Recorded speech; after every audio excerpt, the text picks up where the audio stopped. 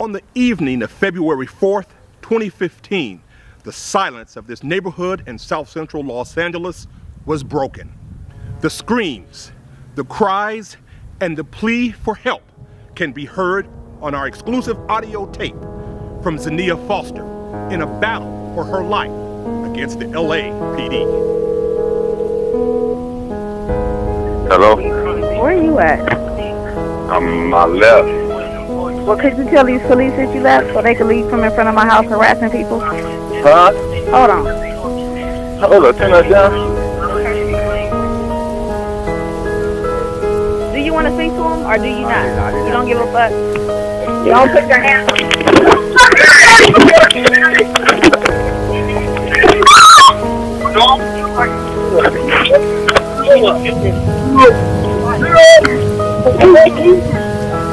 What's going on? Don't take the police. What is the matter with you?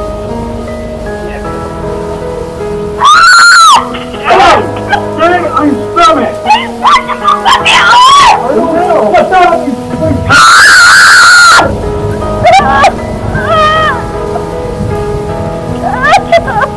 I can't move it! I can't move it!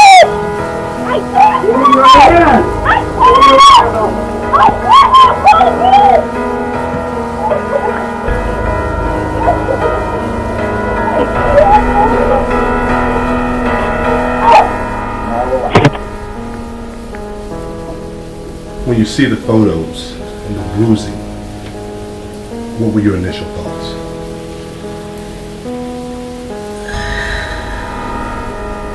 I just never thought that this would happen to me.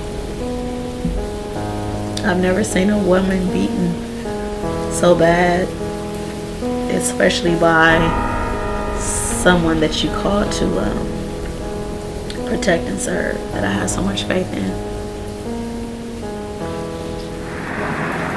Zennea Foster, educator and businesswoman, owns a home in the community where the prices range from $250,000 to $500,000. Until the evening of February 4th, 2015, Zennea Foster never had a problem with the LAPD. Zennea, the evening of February 4th, 2015 must have been a very traumatic evening for you. You had interaction with the LAPD and a subsequent beating. Take us back. February 4th, I was called at my home because there was a fight at my business. I told the caller to call the police and that I was on my way. I went there. I tried to help the police in their investigation. I walked into the house that I own and I was brutally beaten by more than one officer. And when you say you own the house, this was rental property where you had tenants staying. It's rental property, but it's an independent living. So the people that live there are seniors. All of them are above 60 years old, and they just cannot afford to live on their own. Talk about the interaction with the police that led to the physical confrontation. Well, I walked into the house after one of my clients walked into the house. I was pulled, I was grabbed, and I was socked. From that point on, I was beaten really bad. Was it multiple officers beating you? Do you recall? Initially, it started with one. It was the one black officer that was there. I don't know how many it ended with because my face was down in the ground. I was kicked, I was hit, I was punched, I was stepped on. My arms were forced and pulled. A little bit of everything happened that night. And I felt that I was going to lose my life. It felt like nobody was stopping them and it just was going to continue. What was the reason for the physical confrontation with LAPD officers? Well, they did not want me to enter the house. I did not know it would be such an issue if I entered the house because, like I said, one of my residents that lived there walked in the house before me. So I entered after to let one of the officers talk to the person that they were looking for on the phone. As I entered the house, I took a few steps in. One of the officers grabbed me and turned me his direction and hit me. Out of reaction, I hit back. From that point, I was hit a couple of times. I fell to the ground. As I fell to the ground, I was kicked, I was kneed, and I was just beaten really badly. What was running through your mind? That they were going to kill me. I was complying with what they were telling me to do. They would not stop. They did not. I guess they didn't believe me. One of my tenants that had walked in the house before myself, I heard her screaming to them also saying, she cannot move her arm, she cannot move her arm, she has a disability. And it didn't stop. It did not stop. Your left arm, you could not move. Yes. And the police basically ignored your client, counselor.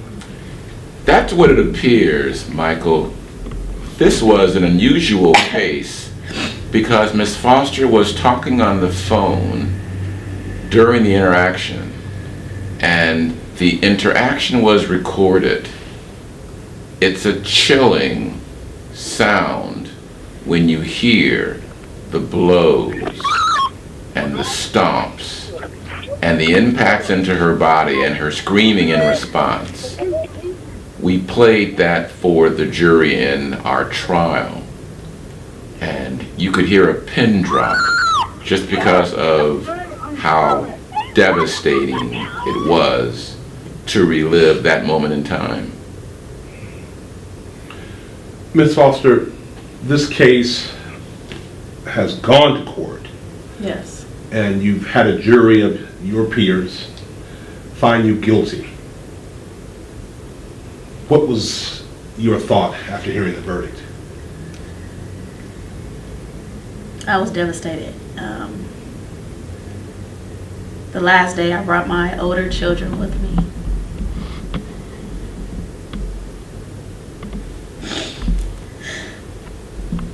Because I did not think that I would be found guilty at all. And when I was found guilty of 2 charges, it was just like somebody ripped the inside of me out. My kids were devastated. My foster son is 16. He had an anxiety attack. The paramedics was called, and I just could not believe that I would be found guilty on any of the counts. I owned the business. I told the people that were involved to call the police. I came to assist. I tried to let the officers know who I was. I was the owner. I tried to help through the whole process. It did not benefit me in one way at one time to do anything that the DA was trying to accuse me of doing. Everything that he presented was completely wrong. And I was shocked to be in trial for 12 days that the jury did not see that. You know, it's real interesting on a lot of levels, Michael. One, this is a case of tragic irony. Miss Foster was called to a home that she owns to help the tenants. She told the tenants to call the police so that they could get some assistance. When they came, she told them she was the owner and she was there to help.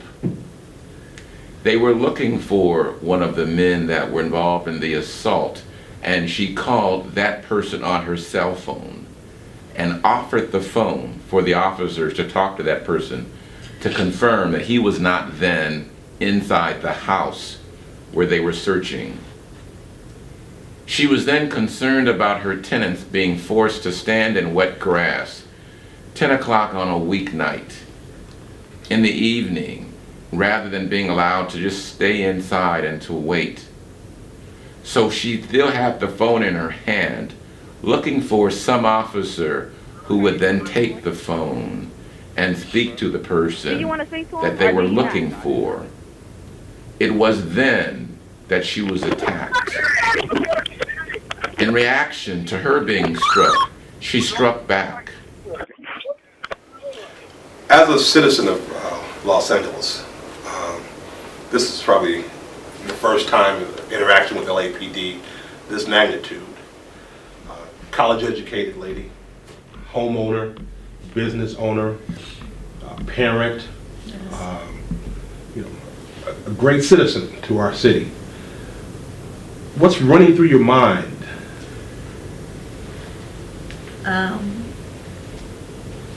It's just a sad experience. As far as my opinion on if justice was served, of course my answer would be no. I have a BA in criminal justice. I have family that works for LAPD. But it has affected me in so many different ways, in every aspect of my life. When you see the pictures, the photos of your face, and you see the swelling and the bruising and the pronounced marks, when you look at those photos and your family looks at those photos, what are you all thinking? What are your kids saying to you? I have twins that are 3 years old. They turned 3 in November. When I came home from being beaten, my face was unrecognizable. One of my sons said, "Mom, what happened?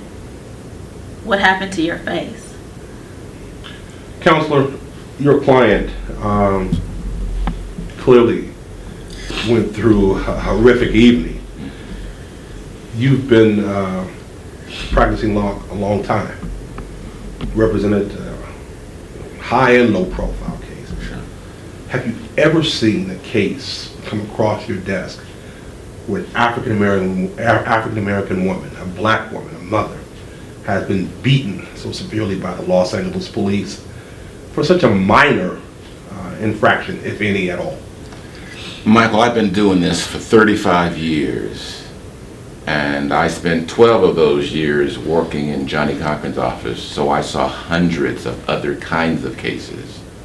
Never in 35 years have I ever heard of a woman, be it black, white, brown, or yellow, ever be struck this severely, that those blows were impacted by an African American male who has a history, whose family has a history of civil service in the city, is offensive to me. They are attempting to attack this woman on a host of different levels. And so I am committed more than ever on this journey for her justice, to see that she justifies her faith in this community, her faith in this system, and her faith in this process is going to be restored. I promise her that. So for the person sitting at home, and they say, well, you lost the criminal element of this case, this legal battle. A jury of your peers sided against you and ruled in favor of the Los Angeles Police Department. Right. You're now filing a civil suit. Because they didn't rule anything about the nature of the arrest, which was important. You can be able to seek compensation if unreasonable force is used, even during a lawful arrest. So the pictures that we see showing the bruising, That happened further on in the interaction.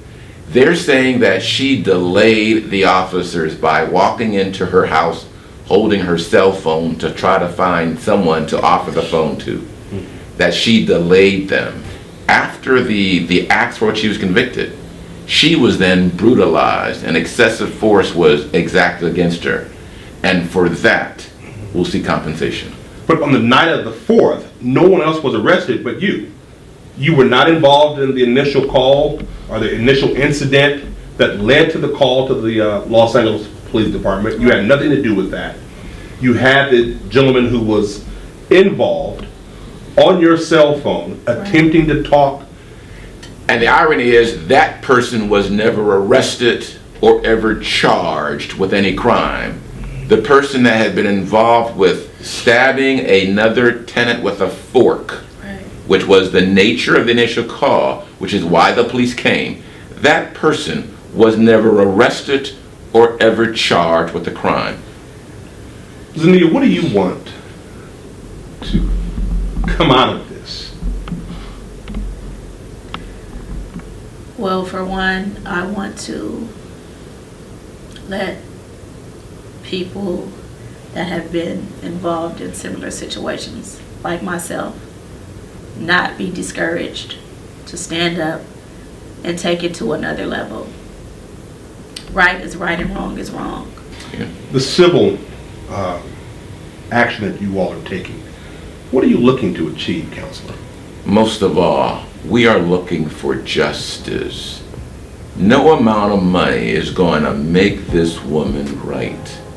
As we close, what's your hope going forward? I'm hoping that one day soon my life will be back to what it was before February 4th. Zennea Foster, Carl Douglas. Thank you. Thank you.